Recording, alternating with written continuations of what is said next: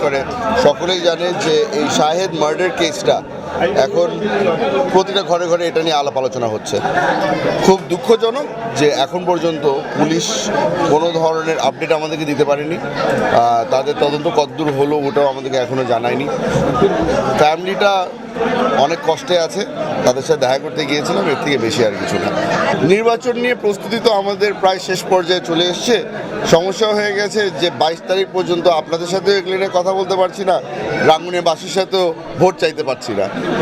একটু কষ্ট হয়, কারণ আমরা যতটুকুই না চেষ্টা করি যে ভোট চাবো না বা ভোটের ব্যাপারে কথা বলবো না, আপনি জানেন যে রাঙ্গুনিয়ার প্রতিটা মানুষ এখন নির্বাচনমুখী হয়ে গেছে, তাদের মুখে মুখে এখন খালি নির্বাচনের কথাই চলছে। এই বিষয়টা নিয়ে আমরা অলরেডি আমার ইশতেহারের মধ্যে এটা নিয়ে বলেছি। তবে আপনাদের এটা জানা দরকার যে এই কাপ্তাই সড়কটাকে 4 লেন কিন্তু অনেক আগে হওয়ার কথা ছিল। গত যেই সরকার ছিল তাদের গাফিলতির কারণেই কিন্তু 4 লেন হয়নি।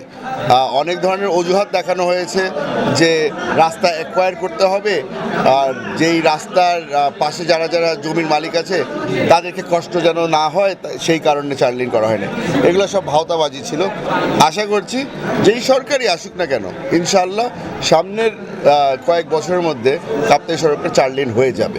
স্বাস্থ্যখাত দিয়ে আমি খালি একটা জিনিস বলবো, আমরা যদি রাঙ্গুনিয়াকে পরিষ্কার রাখতে পারি তাহলে কিন্তু আপনি দেখবেন যে অনেক ধরনের এখন বর্তমানে সবচেয়ে বড় সমস্যা যেটা আমরা দেখতে পাচ্ছি ওটা হচ্ছে কি আপনার স্কিন অ্যালার্জি।